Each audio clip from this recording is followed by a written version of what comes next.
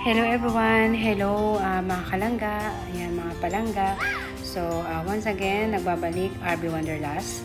So patungo naman tayo ngayon sa Sol Sierra Garden View. So pinabaybay natin ngayon papuntang Sol Sierra View.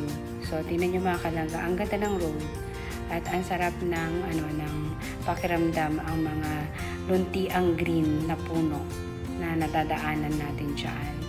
So ngayon, papunta tayo ngayon sa may mga ando dun mga deformation stone sa pupuntahan natin. So maganda daw doon, masarap mag-lunch kasi puro mga native food, mga Filipino food, mga native food kamukha ng mga native na manok, Bisayang manok, diba? So sobrang sasarap daw ng mga foodie doon. So pagmasdan nyo muna ang mga naglulunti ang green na kulay na puno na mga halaman sa paligid. So mga palangga, mga kalangga, so shout out sa mga taga Cebu City again. So nandito na tayo sa Sol Sierra Serve Native Lands. So dyan daw ay masasarap na pagkain at yun, masyashyarin ka at masasatisfied ka sa mga foodie. So masarap kumain dyan kasi sariwang hangin, fresh air, at saka maaliwalas, sabi niya. So, ayan, ang mga green na mga puno, ayan, malapit na tayo sa ating destination. So, makikita niyo mga kalangga, kasama ang langit na maputi at ang blue kulay na maganda na makikita mo sa kalangitan. At sa mga paligid ay mga green trees, green plants, at mga, syempre, I love nature, you know. So, yeah, makikita nyo mga kalangga, mga palangga, at ang mga taga Cebu City dyan, shout out to Sol Sierra Garden. So, ayan, ang mga stone formation. So, ayan, makikita nyo, may babaeng nakaganon. So, ayan, the entrance view.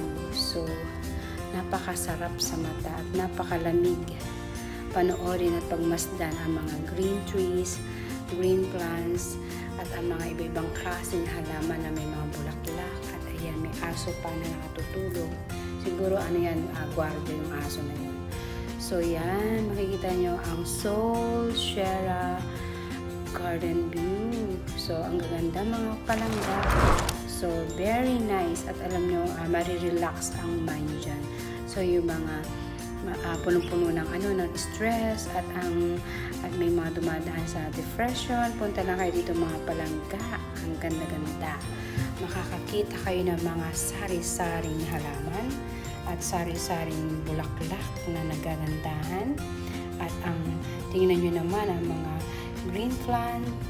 At syempre, may dyan, may mga iba-ibang klaseng formation na mga stone.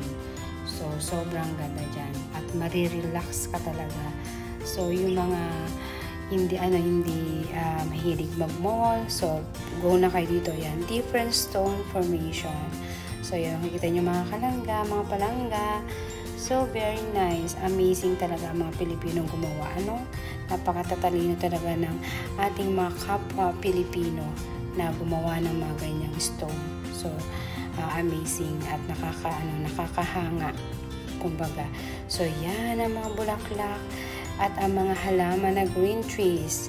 At tanaw mo sa kalangitan ang purity of ng langit na maputi at ang blue na kulay.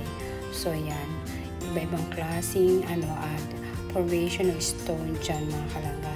So, kasarap yung mga kalangga. Ang sarap sa mata ng mga bulaklak. At syempre, yan, may Mother Earth, Mother Carmen, shout out. Ayan.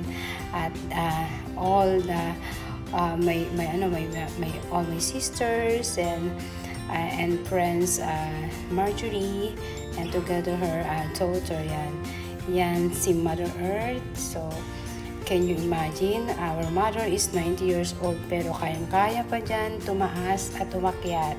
So sobrang lakas pa yan ni Mother Earth. Yan, makikita ninyo ang mga Ibang klaseng dyan, view sa taas. Marirelax talaga yung mata ninyo. As in, and together with Sister Tinkle and Sister Bingirl and my friends Marjorie and Mother Earth. Ayan. So, yan na nga ang mga puri-puri diyan. At ang Prague, din yung Prague. Tingnan yung Prague ganda. So, that's the view of Solshera Garden View. So, naway, nasiyahan kayo sa aking video. Yan. Maraming salamat. God bless and take care. God bless us all. Bye!